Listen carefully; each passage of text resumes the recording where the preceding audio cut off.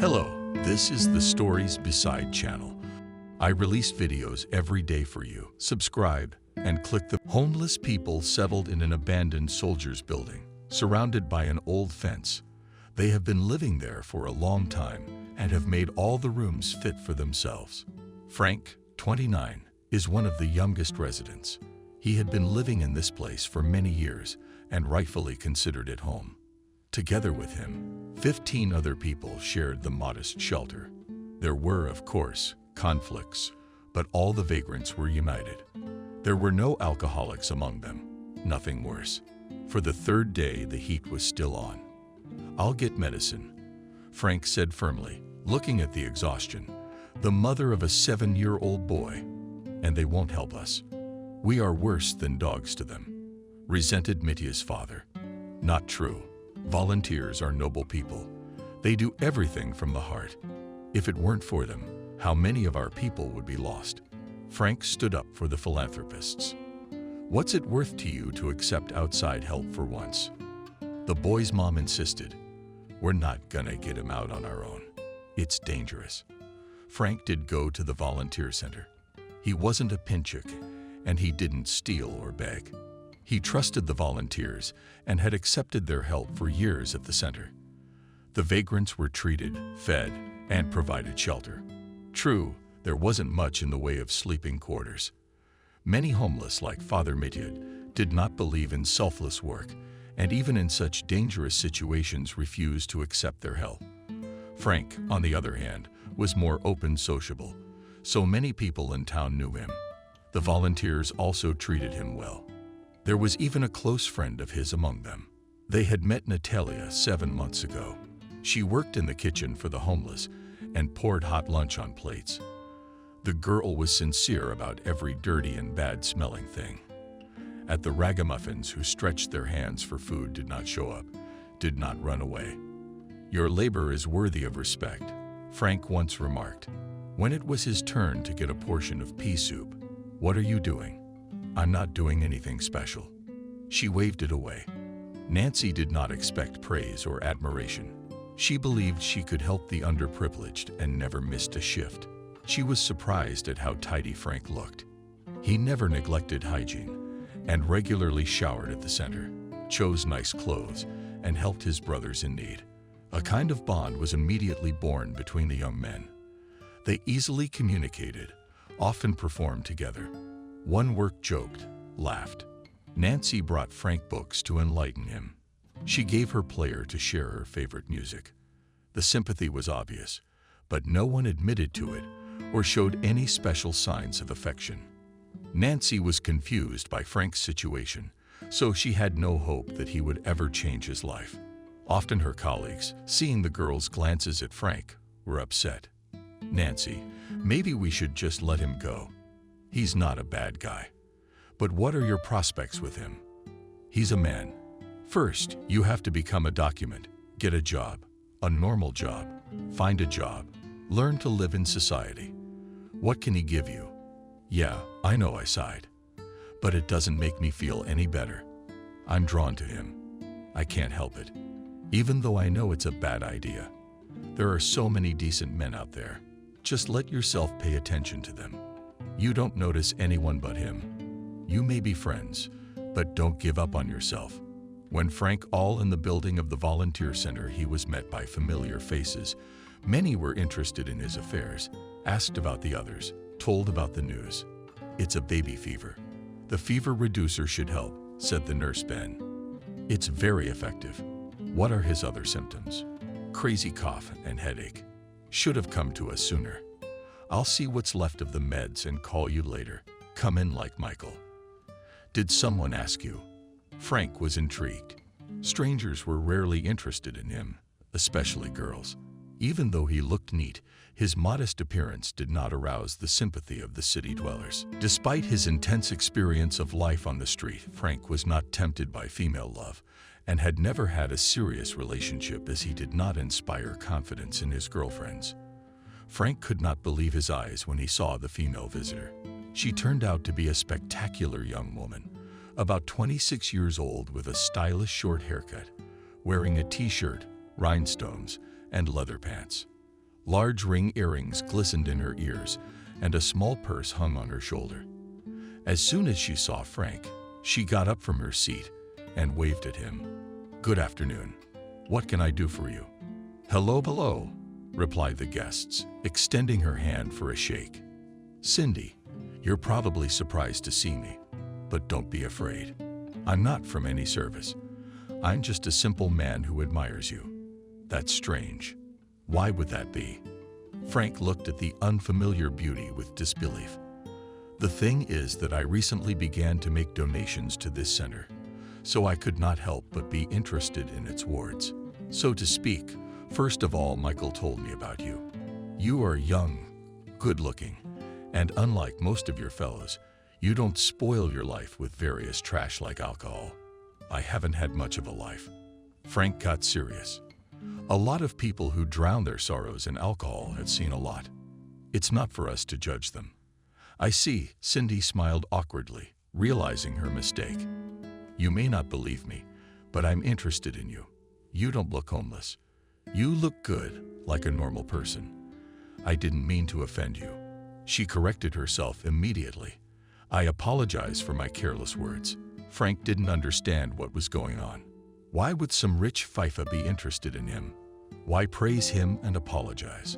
Although it's not common for people in her line of work. Frank's met people like that. They used to treat homeless people like garbage. Cindy was different. She was different. "I was struck by how conscientious you are, Cindy. People like you bring back the belief that things can still be fixed. People don't dare support volunteers. They think it's charity. It's a scam, and the organizers are lining their pockets with money. Now I see my donation is going to a good cause. I wanted you to be the most conscientious among your buddies and encourage them to live a normal life. Help you get a job. Help you recover from all your addictions." Frank often talked to different people, and it was at the center that he met the wealthy ones. Many of them were engaged in support of such organizations only for the sake of their own image or tax reduction. But they didn't interact directly with the homeless. And Cindy seemed smart and articulate. It was even strange that a woman dressed so boldly could sympathize with someone and genuinely want to help the underprivileged. "You wouldn't mind going out to lunch with me?" Brought him back to reality. "Everyone's looking at us here. I'd like to get to know you better." Frank was confused by the direct suggestion. Nancy, who was standing nearby, had definitely heard her words, so the guy felt awkward. He looked at his friend, afraid that she would be against his walking with a rich person. But Nancy only nodded with a faint smile. Even if she was jealous, she had no right to forbid him anything. It was not with a light heart. He decided to go with Irina to the cafe. In the gorgeous red car, Frank was afraid to be attracted to anything. Drove Cindy confidently, but smoothly despite the fact that her companion felt timid next to her well-groomed well-to-do. It made no difference to her. She did not separate the two, nor did she treat Frank with condescension. To diffuse the situation, Cindy tried to distract him with conversation and used words whose meaning he did not know. "What is this trend, and why is it so important?" he dared to ask, even though he was afraid of sounding stupid. "I'm sorry, I didn't realize you didn't understand." Don't hesitate to ask if you don't understand. In the company of the simple, free Cindy, Frank quickly relaxed. He was able to overcome his shyness and started to keep the conversation going. He didn't yet understand why she was interested in him, but he found the acquaintance useful and interesting. Cindy parked out of a chic establishment with glass windows. Inside was homey, round tables with low-hanging tables. The lamps above them were populated with white tablecloths. On each table stood a vase with fresh flowers. And on the cozy sofas they were scattered with plaid cushions. "It looks nice and expensive," muttered Frank with delight. He'd never been anywhere near such establishments. Their employees usually chased the vagrants away so they wouldn't pick on their well-to-do customers. "Everything here is delicious. Will you like it?" Cindy winked. "I'm sure I will," he muttered with a racing heart. Frank once again felt like a homeless kid who couldn't afford anything but a stiff bun and a glass of tea. Change was ringing in his pocket, clearly not enough for lunch in a place like this. "Don't worry," Cindy remarked. Seeing his confusion, "I invited you. I'm paying. It's not hard for me, so pick whatever you like." Cindy confidently called the waiter one dish after another. From just the name, Frank's stomach twisted hunger spasm. Soon several plates with a variety of dishes could hardly fit on the table, and a glass of red wine.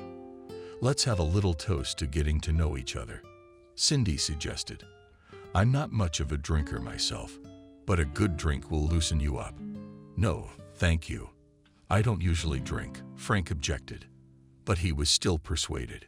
He didn't feel comfortable forcing Ira to mess with him. The wine did take Frank's mind off his troubled thoughts.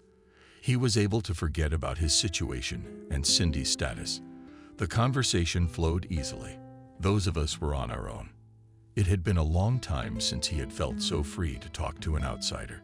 Plus, Cindy didn't look at him as someone beneath her. "You look a lot like my ex-husband, Peter," she shared, "but you're very different in personality. I loved him very much and didn't see the obvious. He's a womanizer and a traitor," she said sadly, averting her gaze. "Cheated on me with my secretary. Can you imagine? She got pregnant. I didn't even know he wanted a child." Until his girlfriend did not show up at the doorstep of our apartment, began to tell me how long my Peter does not cheat, that he was just afraid to divorce me. I was shocked. Cindy paused, trying to suppress tears coming. Frank was taken aback by her candor. Apparently having a glass of wine had worked on her as well. "I'm sorry this happened to you. Even though I've only known you for a couple hours, you don't deserve to be treated like this. I don't understand why people can't be honest with each other. Can't you just humanly confess that you fell in love with someone else and then ask for a divorce? Things happen in life, I know, but it's important to be human. I may disappoint you, but I want to get back at him. It hurts me to accept betrayal, and you can help me." And Cindy looked at him pleadingly. Please listen. Nothing serious will be required of you. I just want to introduce you to my entourage to go to a couple of events together, as if we were lovers.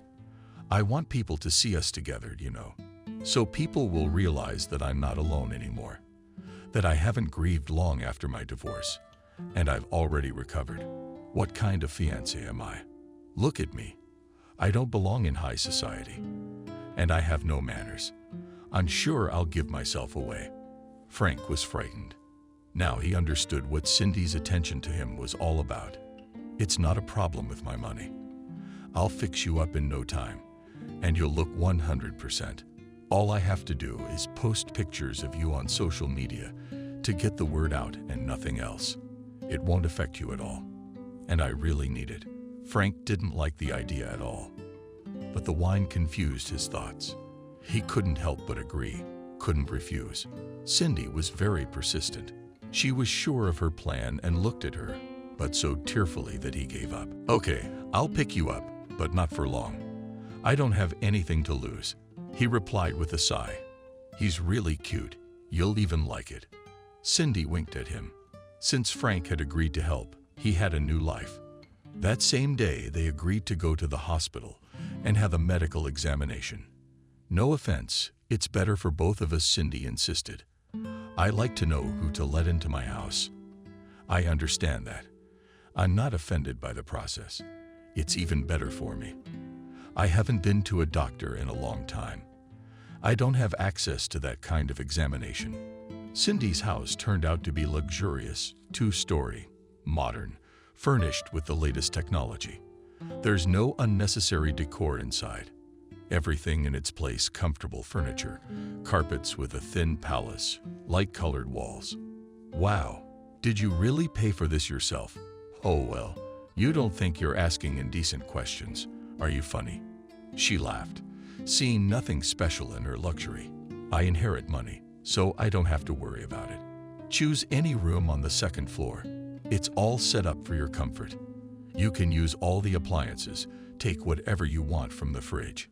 I'm away a lot, so you have to find your own entertainment. There's a pool in the backyard. You can swim." Collapsing onto the wide bed with the orthopedic, check, mattress in his new bedroom, Frank couldn't believe his luck. Had he really gotten himself into such a mess, and would he even get to live a rich life for a little while? Cindy turned out to be very kind and considerate to him. For an orphan, having escaped from an orphanage many years ago, such an arrangement seemed unbelievable. Frank remembered very well the hungry childhood when he first found himself on the streets. They tried to involve him in many illegal activities, but his premonitions were saved by what is called intuition. More than once, it kept him safe from danger. But now Frank realized he was an adult. He could take care of himself. Even though he didn't like to be involved in dubious affairs, he was ready to help Cindy. She's also taken a hard line on Frank. She took him to beauty salons for manicures, pedicures, and spa treatments to improve the appearance of his skin and body.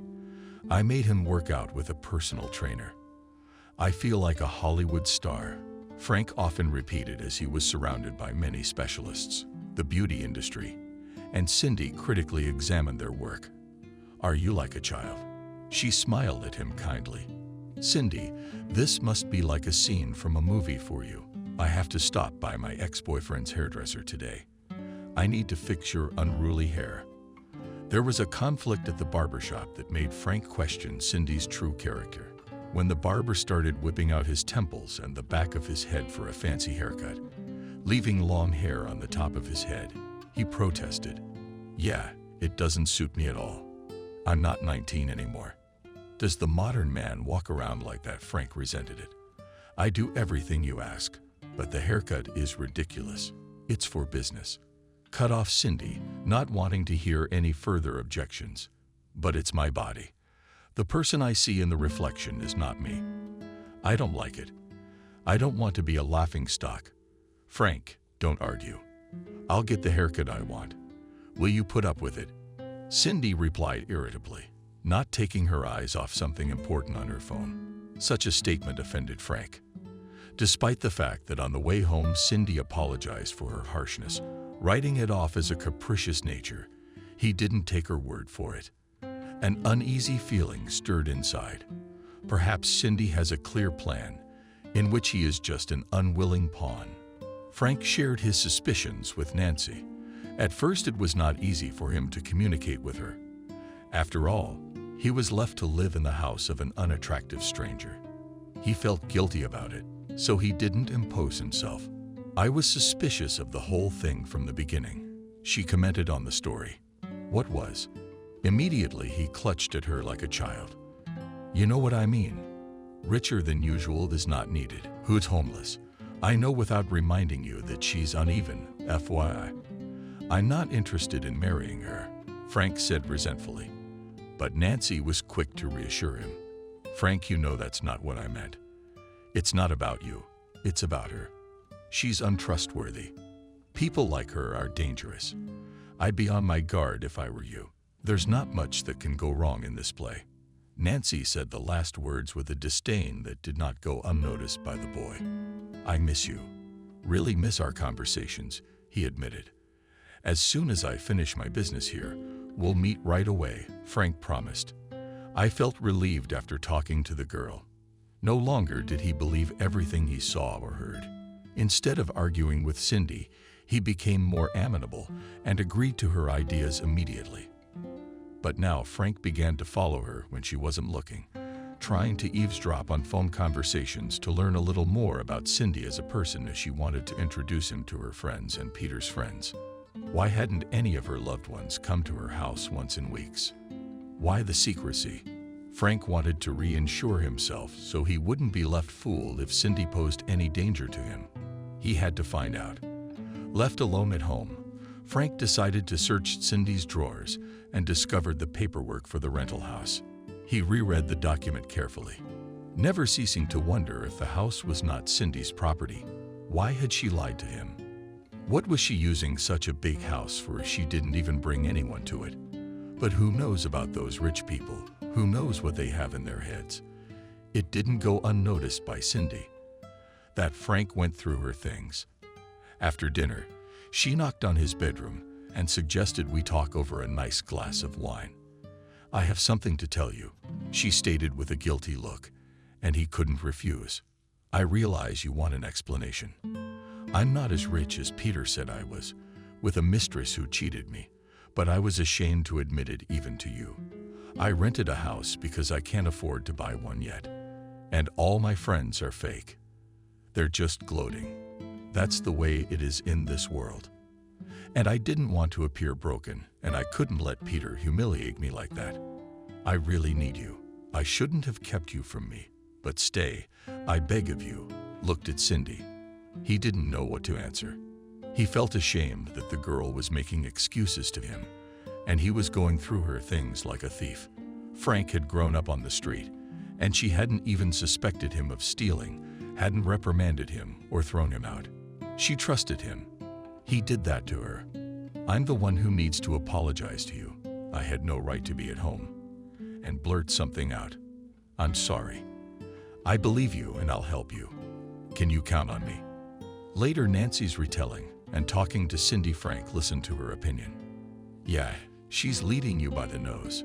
Frank, I'm worried about you. Nancy spoke in desperation, trying to reawaken her friend's suspicion. We had an honest and open conversation, and now I have a different opinion of her. Cindy won't do anything bad to me. She is going through her own betrayal and has hit almost rock bottom. Since then, Frank and Cindy's relationship has changed. They began to spend more time together as friends, not just companions. They did household chores together.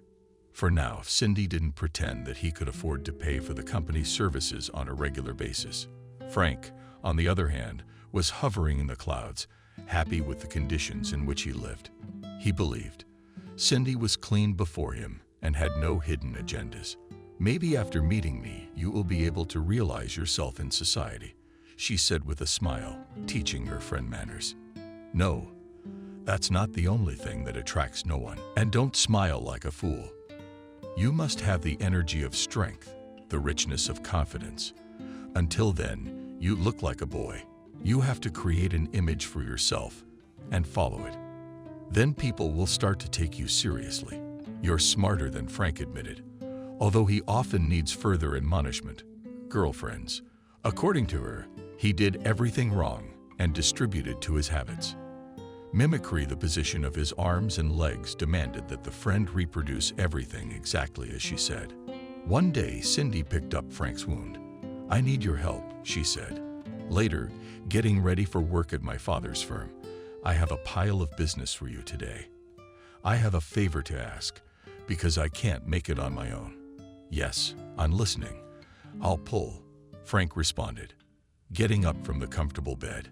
I need you to go to the bank today to withdraw the money. It's in the safe deposit box. Do they recognize you? Don't worry if they call you by another name. Don't mind them. I use the same messengers a lot. The bank employees know their faces, but sometimes they get their names mixed up. So many people pass through them. But they remember their important customers. Frank responded readily, heading for the kitchen for breakfast. What else do I need to know? I've prepared some things for you too. Put them on. You know I'm image conscious, so please listen to me. Okay, I'll do what you said. If I forget anything, I'll call you back. So get to work. I can see you're in a hurry, calmed Frank friend. Little by little, Frank stopped being embarrassed about his background and felt more confident when talking to new people.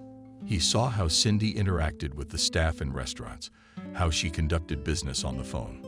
What kind of demanding day could we have? Also wanted to grow up, to get a higher position, to gain the respect of others. With a new image and wearing the right clothes, he was making a completely different impression on people. Frank now understood why Cindy always chose her outfit carefully, both for herself and for him, keeping in mind everything she had taught him. Frank entered the bank branch. Several employees immediately reacted to his appearance and looked around at him. He headed across the lobby directly to Ethan. Good afternoon, Peter. It's been a while since you've been in here, hasn't it? Good. There's been some business, Frank replied, removing his sunglasses in a certain motion. Like Cindy taught him, I'd like to see my cell. Sure, Peter. Just name the control word, please. We trust you, but we've had an increase in fraud, so we increased security. Our most important and dear customers are now going through the same procedure." Ethan spoke obligingly with a wide smile. Frank could not hide his surprise. Cindy had not warned him about some kind of control word. What was it anyway? Suddenly, Frank felt sick to his stomach. He realized that something was not going according to plan. "I need to make a phone call." Frank once again turned into the nimble, boyish vagabond he had been years ago. At that moment, Ethan, suspecting something amiss, put his hand under the capital, shared it with his client, and pressed the panic button. And Cindy didn't pick up the phone. Frank was beginning to sweat, noticing the other bank employees squinting at him. Suddenly, someone approached him from behind, and a stern voice told him to stand still. Hands on his head, Frank was twisted before he realized it. The expensive cell phone fell to the glossy floor from a nearby parked car. Cindy watched as Frank was led out of the bank building in handcuffs and put into a police car. She pressed her lips together in frustration, realizing that the plan had failed.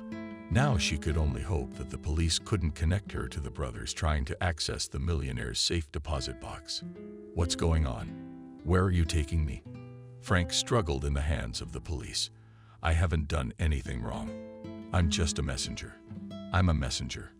Are you charged with fraud?" said a stern voice belonging to an investigator. Andrew specialized in scams and fraud, and his team was always quick to respond to such calls.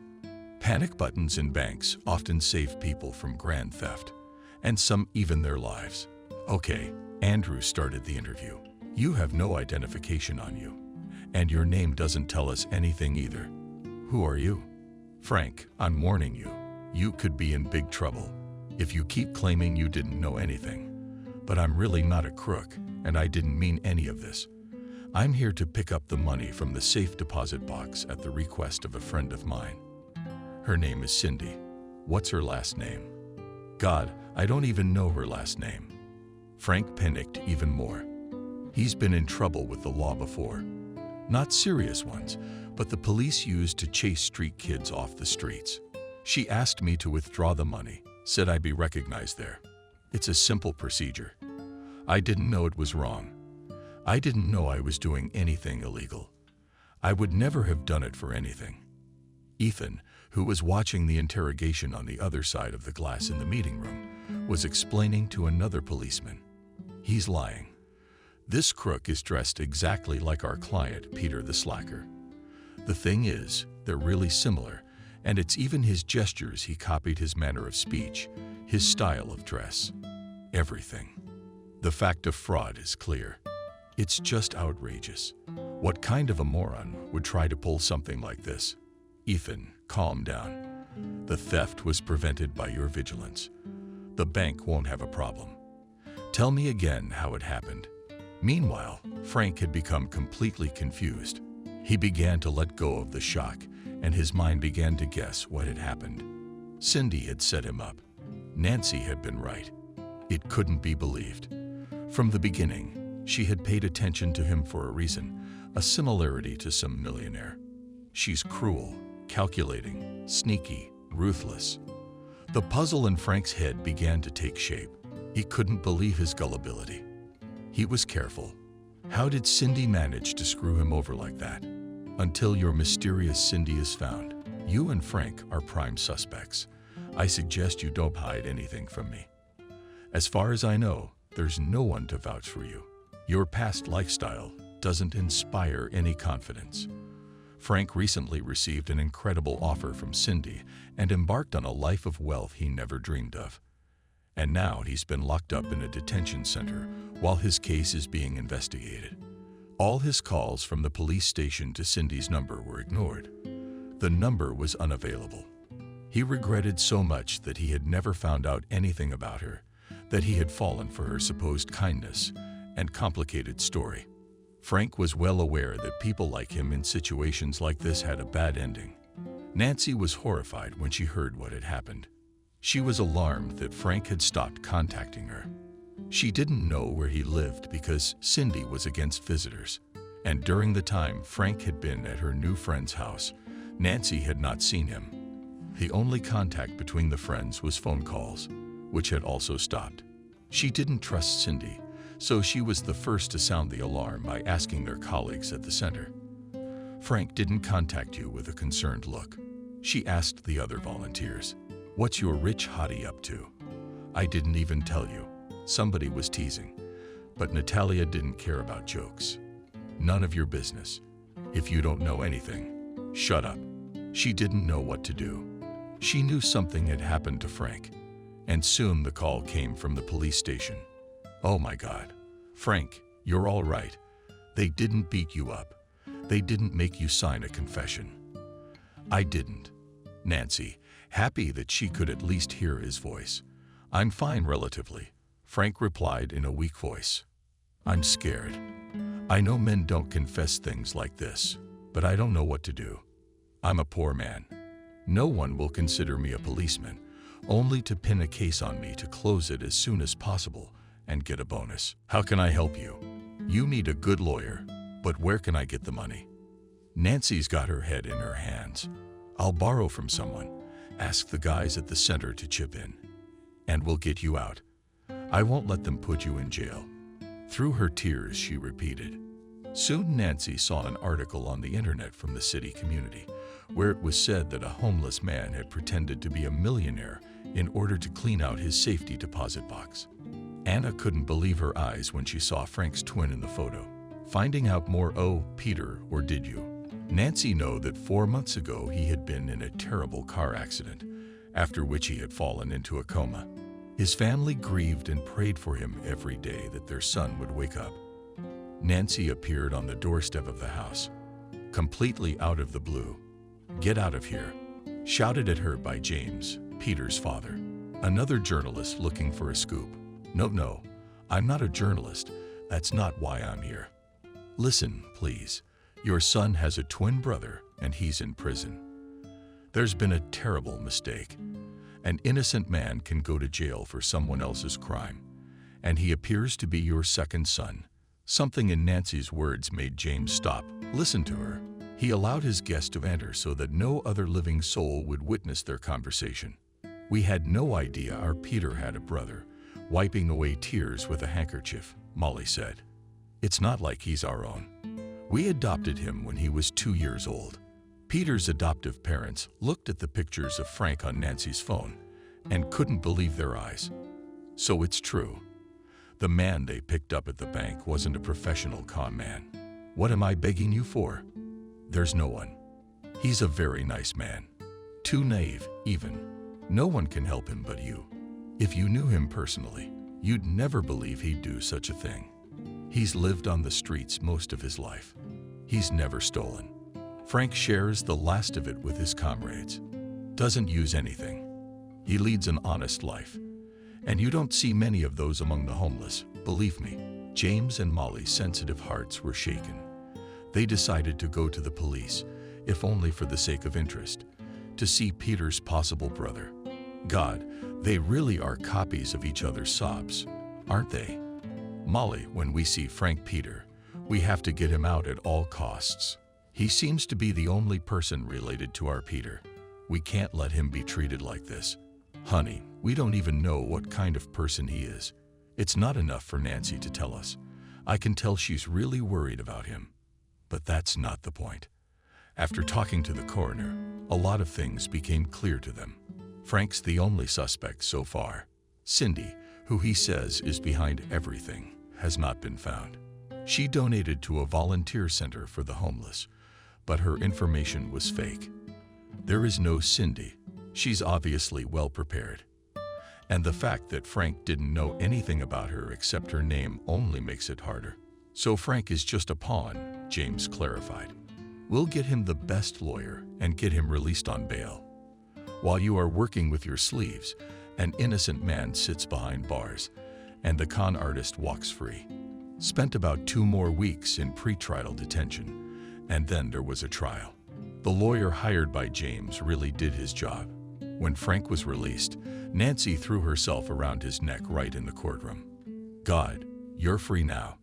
Pressed himself against his friend. "How worried was I.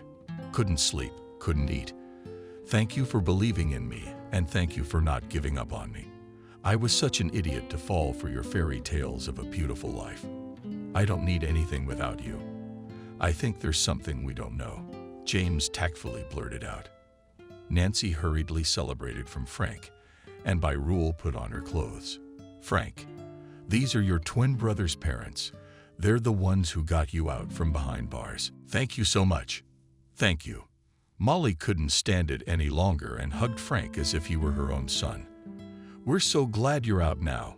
We didn't know you existed." James and Molly offered Frank a place to stay in the house where Peter had grown up. It was awkward for them at first, but they got over it. They showed him pictures of his twin and told him about his life and growing up. "I didn't know Peter existed either. Why wasn't I told anything? I was too young to remember him. So we were separated at the age of 2. Frank was interested. He was struck by how different his brother's fate was. "We should talk to the principal of the orphanage. She is quite an active woman and knows a lot about the lives of her children," Molly suggested. "I don't know if it was legal for them to keep you from us, but it was inhumane of her to deny you the opportunity to grow up with us. We would have taken you both in because I was such an adorable baby." In the office of the director of the Emily Children's Home, one could easily guess that she considered the successful lives of her pupils and graduates to be their personal merit. One wall was completely hung with portraits of successful people, among which was Peter flying. Larissa had seen a lot of things during her long years of work at her post. She believed that she was doing an excellent job because she had, in her opinion, the right policy. When James and Molly came to visit her, she recognized them immediately and mistook Frank for her brother. "I'm very proud of your son." She spoke in an ingratiating tone, knowing that the parents in front of her were millionaire rated. "And you're so smart." "Thank you. Only I, Frank, am the twin you didn't tell these people about. You separated me and my brother against God's law." The old woman, who was already struggling to bear the shocks of life, collapsed into her chair. Grasping her heart, she read forbiddingly. "How could it be so? Did fate try and bring you two together after all?" "It was fate. There's no other way to put it," replied an angry Molly. "But you did find yourself. I know what happened to your Vidic. I thought he recovered. What kind of grief? Just celebrating a big deal. And then, ironically, he got into such a terrible accident. But now, the family's all together trying to get out of it. Emily, you almost lost one son, but you gained a second. God protect your family. How could you live in peace if you knew you'd ruined one child's life? Why did you keep him from us?" Molly wouldn't stop. "We could have given him a better life. He wouldn't have been wandering the streets. He wouldn't have been so lonely. He had a brother, his own blood, and you took the last thing from him." "I'm sorry, sweetie, I'm sorry," Emily cried, taking his hand. "I'd done this to other babies. A lot of people before you refused to adopt both siblings, so we kept them both. But I'd wanted what was best for them. I gave at least one of the brothers a chance at a family. I knew how hard it would be. Your fate after you escaped. I knew you'd wandered the streets, joined the homeless. I'm sorry, old fool, and I'm sorry for you." Emily's tears were interrupted by a phone call. "It's my daughter. She's waiting for me downstairs. Please don't talk. And what I did to you. I don't want to disappoint her in her old age. I even told her about you and Peter the other day, when they showed a report about the accident on TV. I shook my head and noticed how different your fates were. You're like something out of a fairy tale. One rich, one poor. I beg you, my Cindy, good girl. It would hurt her very much if she knew what I'd done. You see, she's very hardy. When she found out your and your brother's story," Emily explained, "she felt so much for you that she asked me about everything. You can even cross paths with her. She's probably waiting for me in the parking lot." When Frank walked outside with James and Molly, he froze in place. Standing next to the silver domestic car was Cindy. Only her hair wasn't dark or short. A light breeze was developing her long blonde strands. As soon as they crossed eyes, Cindy ran. "Stop. yelled Frank, and parents Peter with that contagion as such. "Frank, where are you going?" shouted Molly after him. Cindy ran like crazy, but Frank was faster. He grabbed her arm, threw her to the ground, and pinned her down with his foot so she wouldn't get punctured. "Got you, asshole. Now you're going to pay for everything." Emily, seeing what was happening, screamed in a voice that was not her own. "What do you think you're doing? Let my daughter go now. Get your hands off her. She's your daughter." Frank was surprised, looking into Cindy's eyes, which were filled with tears. The police arrived and took Cindy and Emily with them, and Frank with his family and Peter drove to the station in his car. "She won't leave now," Frank hissed. Molly held his hand, realizing the emotions he was feeling. "Everything will be all right. The police will sort it out. She wouldn't get away with it." Nancy had rushed over often as soon as she heard what had happened. Cindy was being questioned. Frank and his girlfriend went out for some air to clear his head. "Don't think I've lost my mind," Frank spoke softly. "But I wouldn't have endured all this if it weren't for you. You don't have to. I couldn't have it any other way." "You know that," said Nancy. But Frank didn't back down. He took her hand and interrupted her fingers. "I know how you feel about me. You figured out your feelings a long time ago. I had to go through this whole mess to admit it to myself. Nancy, I like you. I like you a lot, and not as a friend, but as a woman. I wish I'd realized that sooner. And you only had to wait." Instead of answering, an embarrassed Nancy snuggled her face into Frank's shoulder. He put his arms around her and pulled her against him. Together it was much easier to bear all the blows of fate. Next to Nancy, he was no longer anxious. He knew she was genuinely concerned for his well-being. At that time, at the interrogation, frightened Cindy did not deny it, but confessed to what she had done. She realized that Frank was no longer just a homeless man. He had a family of millionaires behind him, and she didn't have that kind of support. And Cindy didn't think she'd be exposed. She didn't know how to behave in an interrogation. She didn't know any rules of behavior, so she didn't want to complicate her life. "So you, Cindy, are our missing link in this story," Andrew said, sitting down opposite. "You were caught on the cameras of the volunteer center on the day you met Frank. You were also caught on the DVR footage of a car near the bank. This happened on the same day that Frank, on your tip-off, tried to access the contents of the safe deposit box of Peter Alexeyev, a well-known businessman. You'll recognize yourself in these photos.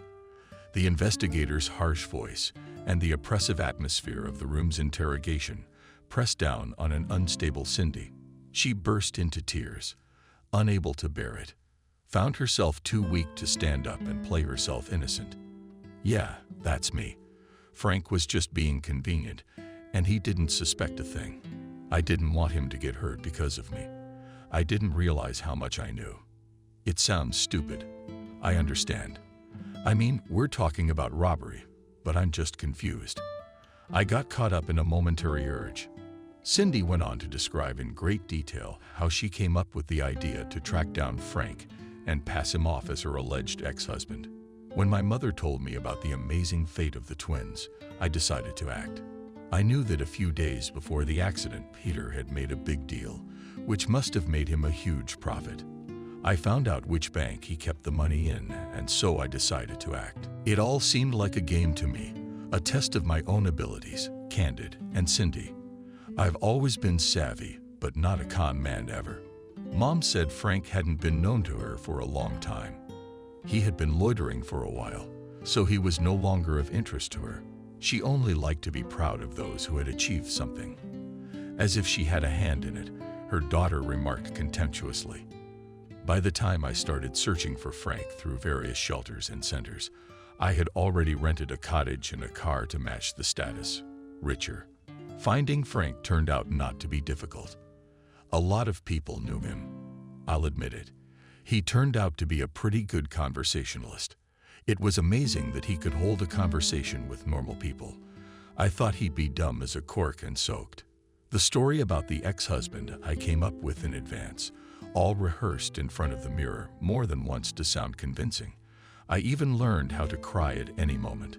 A very useful skill. It wasn't hard to charm Frank. He's a really nice guy, soulful, but very naive. Like all orphans, I guess. Somehow he began to guess that I was leading him around by the nose. But I pushed on pity and melted his heart again. When I talked to him frankly about renting a house, he softened and even began to sympathize with me. In a way, we had become the same. He was living without a home of his own, and I was allegedly robbed of it by my ex-husband. Cindy was prosecuted.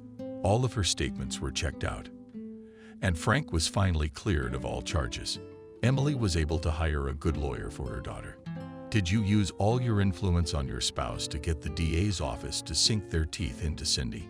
Even though she made it look like she only used trickery once. Such people usually stopped at nothing at the sight of profit. Cindy was awaiting her first hearing, while Frank and Nancy spent most of their free time at the hospital at Peter's. I'm sometimes frightened by the way you seem to think things will start. Nancy asked in a low voice, brushing the hair off Peter's forehead away from his ears. I'd really like you to get to know each other. Judging by his parents, you could tell they could have raised him to be a good man. Yeah, so he's 29, and he's making $1 million. Frank clapped his hands. He makes me look like a loser. That's not true. Nancy cut him off. Don't ever talk about yourself like that.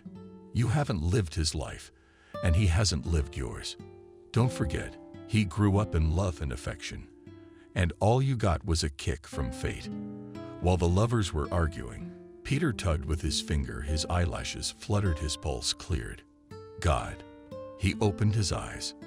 Nancy cried out, and Frank immediately pressed the staff call button, and a nurse came rushing in to calm Peter and monitor his vitals. Peter, are you in the hospital?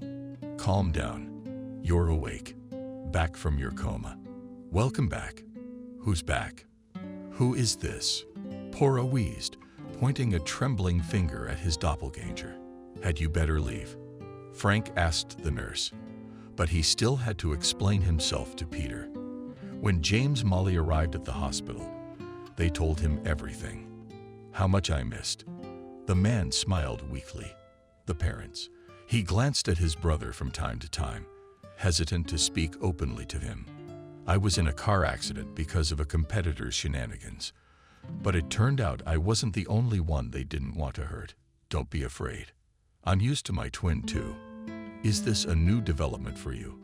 Frank told him. If it's difficult for you right now, I may not show my face for a while. Do you have a lot to discuss with your family? No, stay. I need to get used to it, but it's quite interesting. After checking for any abnormalities that may have resulted from Peter's coma, he was found to be quite healthy. He needed some more time under medical supervision. His loved ones visited him every day. And now his brother and fiancé have joined them. I hope you'll take me for a boyfriend. Frank Peter winked after he was discharged. I'm active now, like before. I can sing and dance. Of course, there is no one closer to me than you. Now Frank had a really rich new life. Having endured so many hardships, he didn't expect things to turn out this way. He had a cozy, spacious home. Peter's parents, who treated him like a second son. And most importantly, Nancy. He proposed to her out of the blue after another shift at Peter's bedside, while he was still in a coma. I want to spend the rest of my life with you. I can't imagine any other girl next to me. Frank confessed to his lover.